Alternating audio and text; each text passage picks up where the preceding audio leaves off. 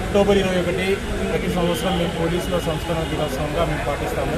అమరవీరుల పోలీసు దినోత్సవంగా ప్రతి సంవత్సరం మేము పాటిస్తూ ఈ సంవత్సరం కూడా యథావిధిగా ప్రతి సంవత్సరం చేసే విధంగానే రక్తదాన శిబిరం మేము ఏర్పాటు చేసినాము.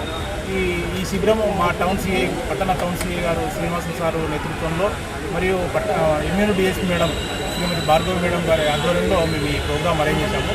ఈ ప్రోగ్రాంకి పెద్ద ఎత్తున మా సిబ్బంది, పోలీస్ సిబ్బంది మరియు సామాన్య పబ్లిక్ కూడా చాలామంది వచ్చేసి మీతో పాటు మేము మమేకమై మీకు బ్లడ్ డొనేషన్ చేస్తామనే ఉద్దేశంతో వాళ్ళు చాలా ఉత్సాహంగా మా దగ్గరకు వచ్చి బ్లడ్ డొనేషన్ చేయడం చాలా ఆనందంగా ఉంది.